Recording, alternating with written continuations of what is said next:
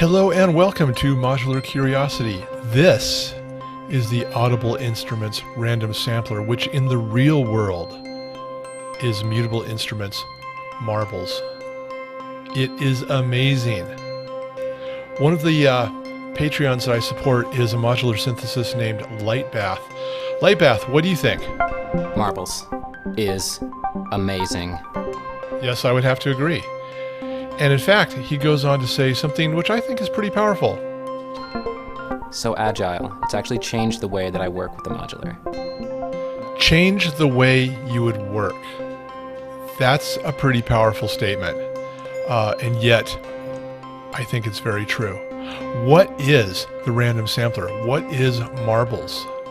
Well, in order to discuss what this module does, let me talk about another module, which is the Turing Machine. Let's go do that.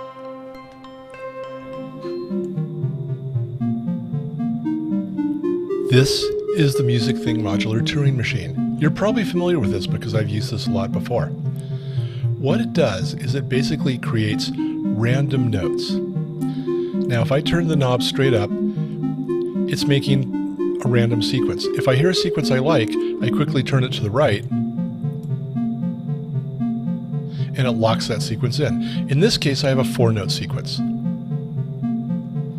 If I turn it all the way to the other side, it'll double that to an 8-note sequence.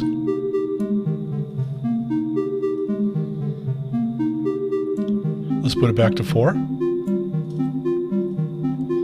Now, as I turn this knob back towards 12 o'clock, it's inserting a little bit more randomness.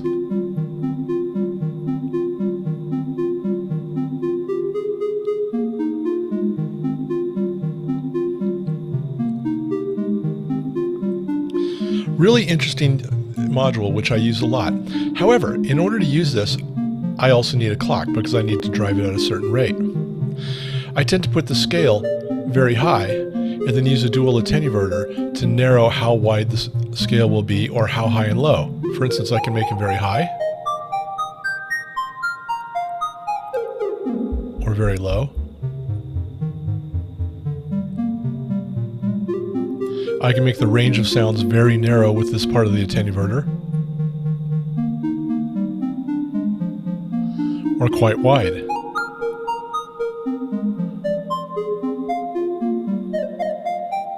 I also generally quantize it to a scale .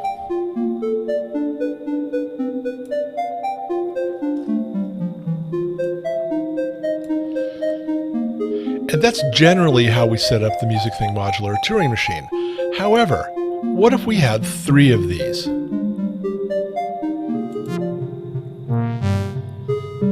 So what if we took 3 Turing machines? And we took the same clock, and we used a Bernoulli gate to say, sometimes we're going to fire this one, sometimes we're going to fire this one, sometimes we're going to fire that one. And each of them has a dual attenuverter to control the span and the pitch of the output. And each of them has a quantizer. And we had it duplicated 3 times. Everything you see here is only about 50% of what marbles does automatically.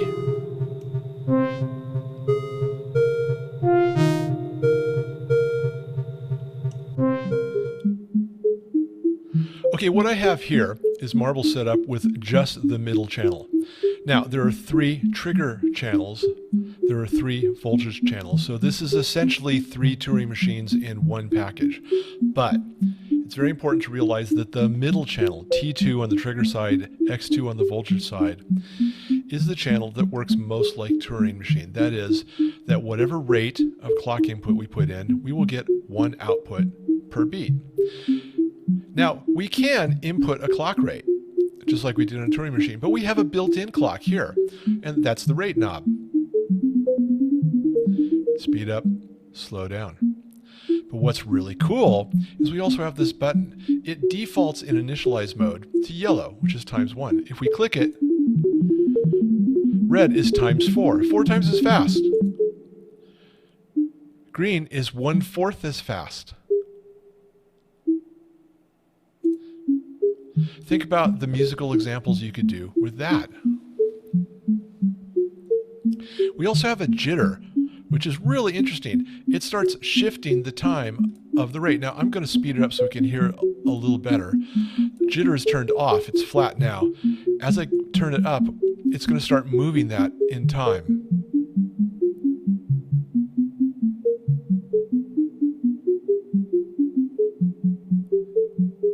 Here, you can hear how it's a little more random.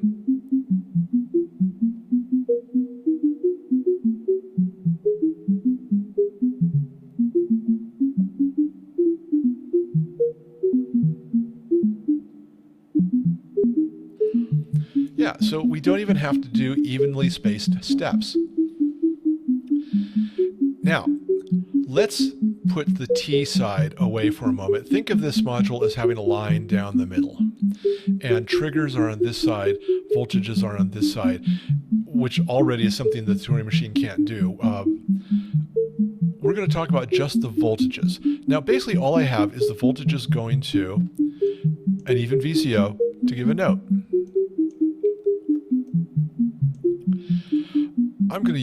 I am using currently the minor scale. Now I have the spread here. If I turn the spread way down, notice that the range of notes is very, very small. As I start turning it up, we're going to start allowing more and more of those minor scale notes in.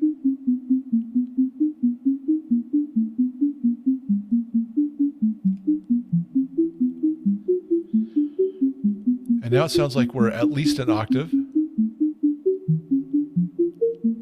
Now we're starting to span octaves.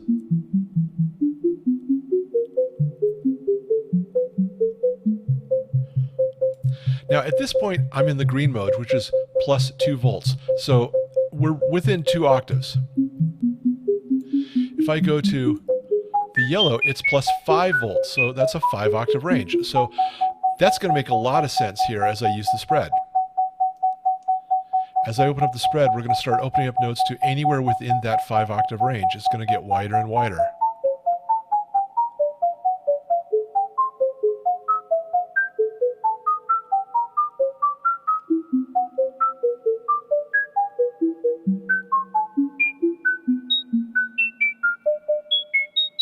See, from very, very high to very, very low.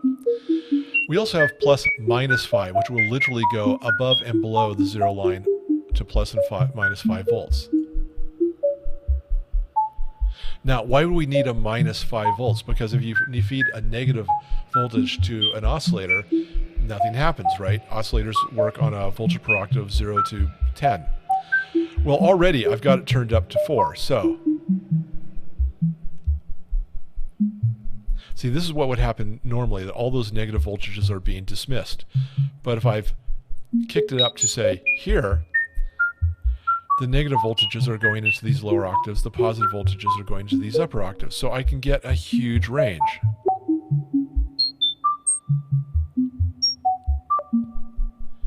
One of the reasons I really love the even VCO is this octave knob. It's so easy just to shift off octaves. I do find that mostly I wind up going to the plus or minus 5 or plus or minus 2. Let's go to 5 at this moment.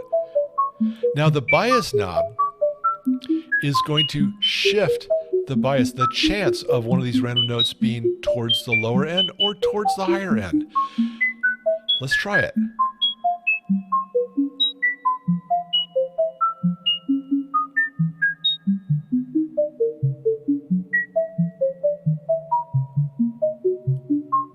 And notice here how we're seeing mostly the lower notes. If I bias it the other way, I get a lot more of the higher voltages.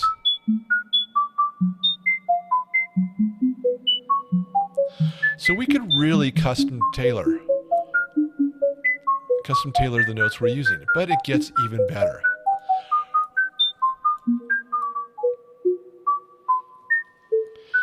Yes, it gets even better. Before I move on, though, I want to point out that for that entire time, the scope turned out was not hooked up to here. It was hooked up to a sample and hold. I was doing a different experiment with filters.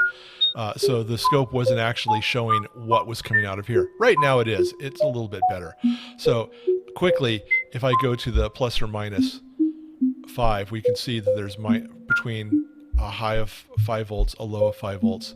If I go to plus or minus 2, we'll see that stays from 0 to 2 right in that range. If I go to plus or minus 5, we'll see there's a much larger range from the 0 line, which is right here, to the 5 line, which is right there. So now the scope is reflecting what's actually happening in the real world.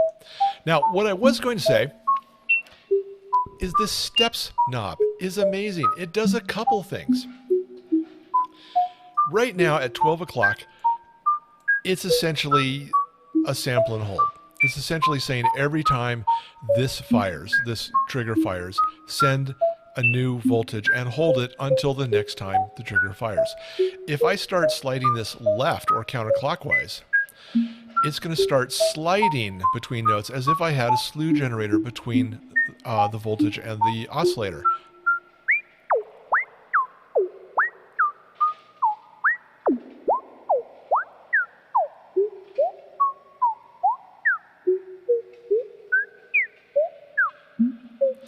Look at the difference that has.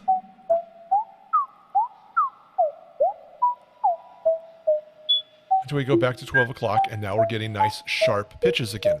So what happens if we go to the right? Okay, what it winds up doing is taking notes out of the scale. Now, here's a quick image from the manual that shows the concept of what the steps manual is doing. As you turn to the right, it starts pulling notes in a logical way out of the scale.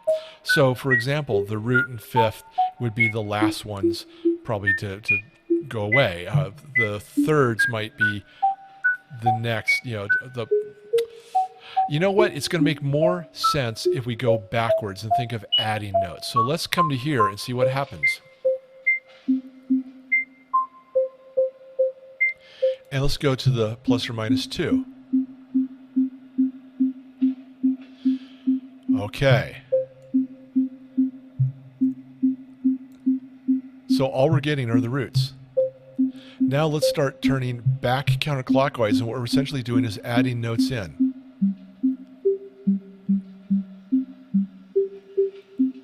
Sounds like a fifth.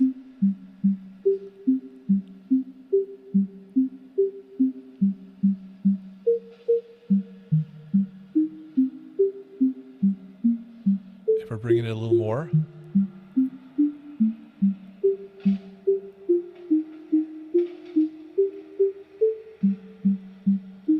Well, that was interesting. I think I heard the sixth in there.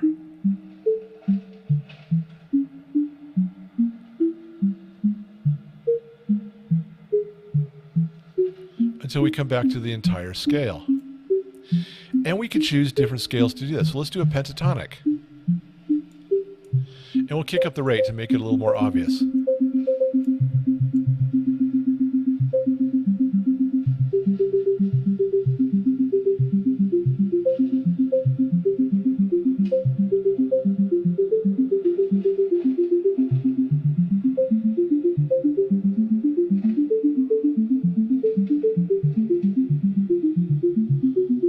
Or we can shut it down again.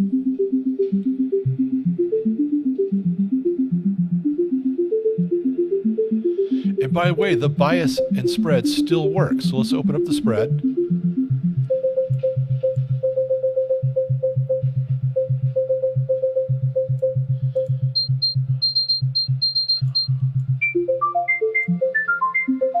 And now let's bias it towards lower notes.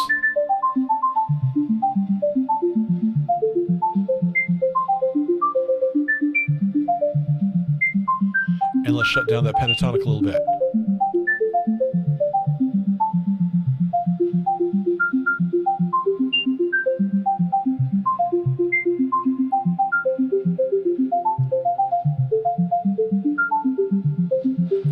We're getting all kinds of cool musical sounds out of this.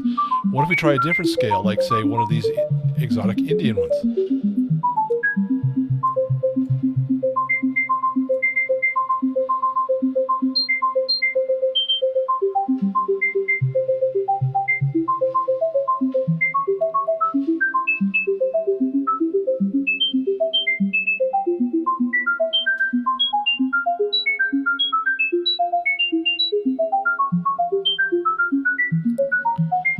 Amazing, amazing stuff. Let's go back to say minor. Now, we haven't even talked about the thing that the Turing machine is most famous for doing, and that's the ability to lock in a pattern. So what we have to do here is hit the déjà vu button. So I have it set for 4 notes. Let's go to the 2-volt range. And I'm just going to grab it. And we've locked into a 4-note pattern. If I undo it, it goes to random again. And the moment I click it, it saves the most recent 4 notes. Now, the déjà vu knob, as we go left, will start adding a little more uncertainty. It'll start allowing individual notes to change a little bit.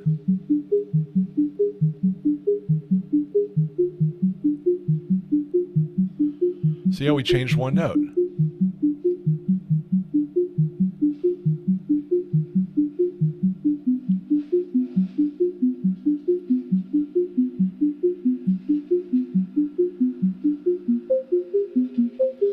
And now let's use that in conjunction with steps.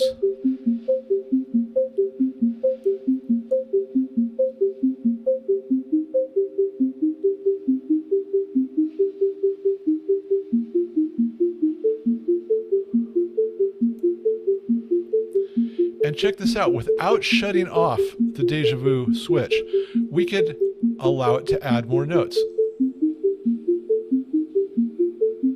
6 notes. 8 notes. So of course the question you're asking yourself is, what happens if we turn it clockwise? Okay, from 12 o'clock to 5 o'clock, the manual says the probability of randomly jumping within the loop goes from 0 to 1. That is, we still have these 4 notes. Bum, bum, bum, bum, bum, bum, bum, bum, bum, bum, bum, bum. Let's see if it rearranges those notes.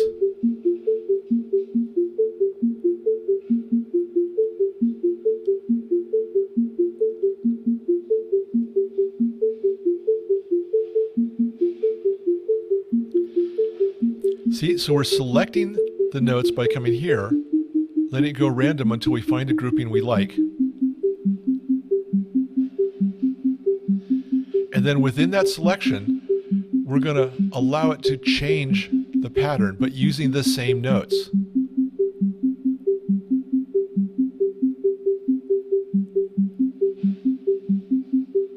So let's do, say, a 6-note pattern.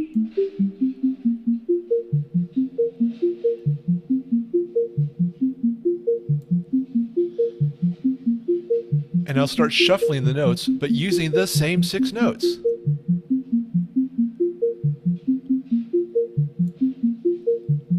And maybe start sliding between the notes.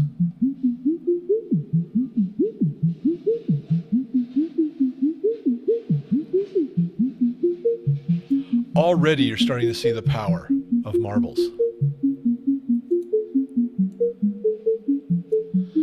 But what about the trigger side?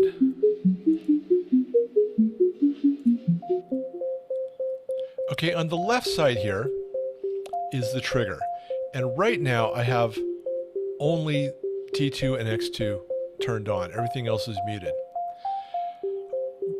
What T1 and T3 do in the green mode, it's as if we had a Bernoulli gate doing a coin flip at every one of these pulses and deciding on some of these pulses it's going to go to this side, on some of them it's going to go to the other side. Now if I turn on only one side,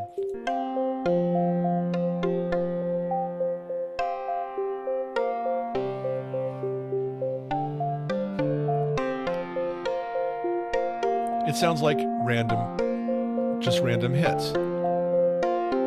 I'm going to turn off the middle one and now turn on the right side. You can see that what's really happening is that every one of these beats is happening on one of these 2 sides.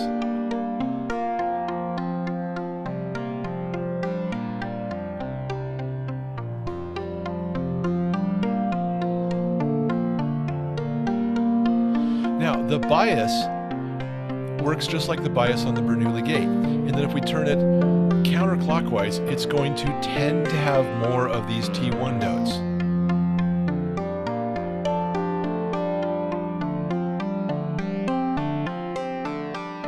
And if we bias it the other way, the T3 gate will occur more often.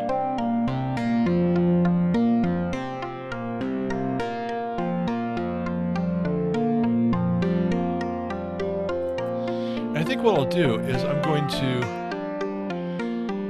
damp this side to make the difference a little bit more pronounced.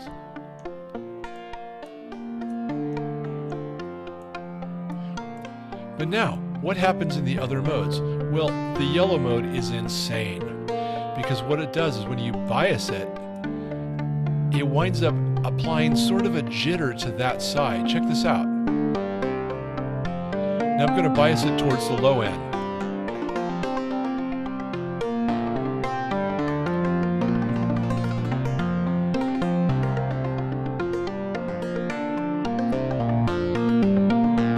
Now what if I bias it to the other side?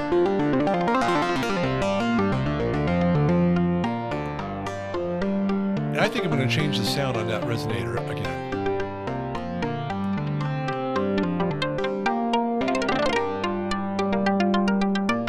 Now, of course, we could still add jitter.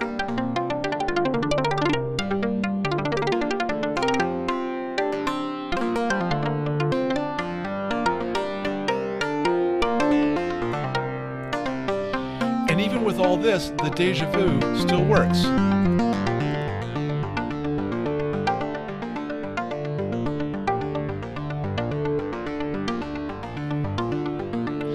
And notice that we have a 4-note pattern on T3, which is moving along very quickly. A different 4-note pattern on T1, moving at its rate.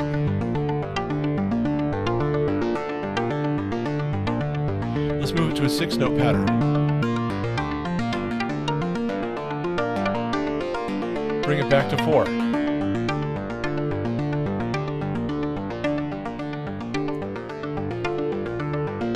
And now, using the déjà vu knob, let's go ahead and make them sort of jump within their pattern.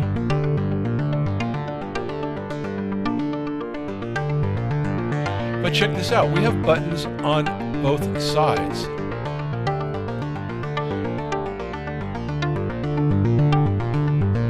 So right now it seems that T1 is hitting every 4 beats. Bum, bum, bum, bum.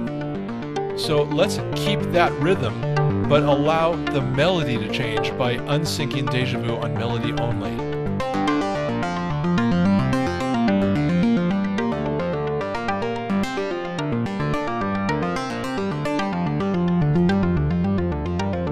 And we'll lock it again. And now let's keep those notes, those 4 notes, and allow the timing to unsync.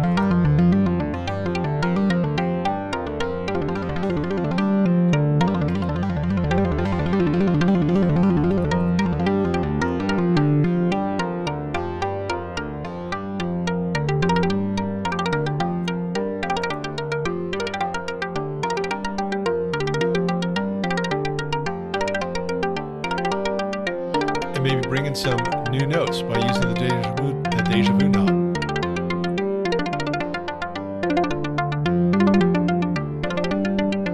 And then start shuffling it within the notes we've chosen.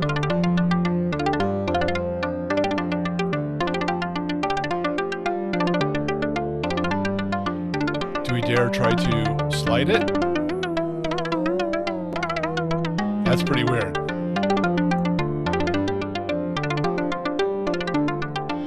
That's the yellow mode. That is amazing.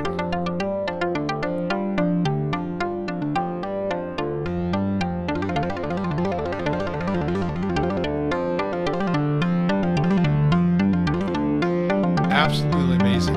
Okay, what about the red mode? I'm going to go set something up for that. Okay, so in the red mode, the T1, T3, the pulses are always going to be locked into these 8th notes. So T2 is, as you can hear, I have it going to a hi-hat, and it's 8th notes. T1 and T3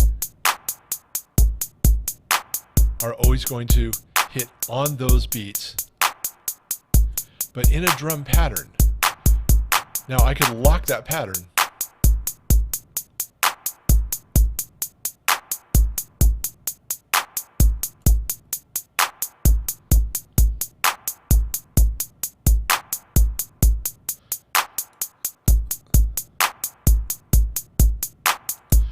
And as I go through bias, I'm changing the drum pattern.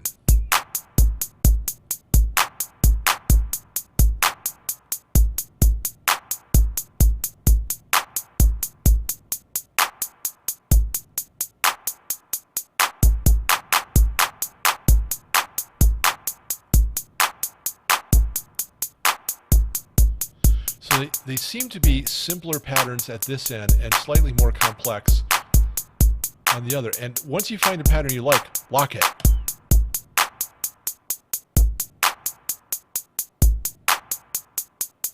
Now once it's locked, does bias do anything? Let's find out.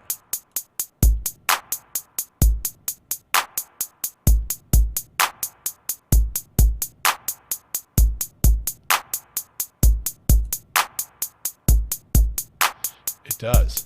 Interesting.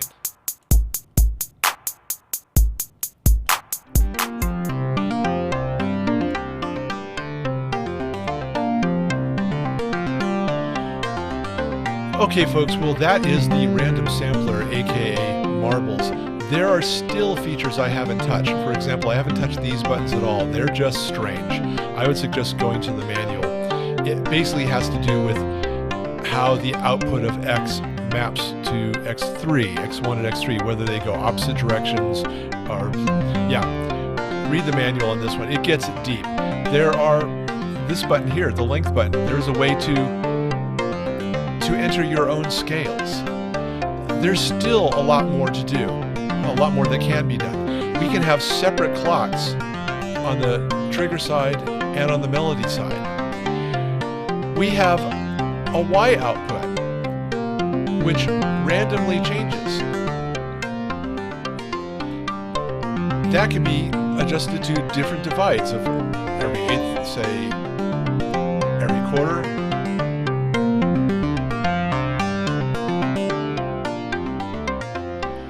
All kinds of stuff.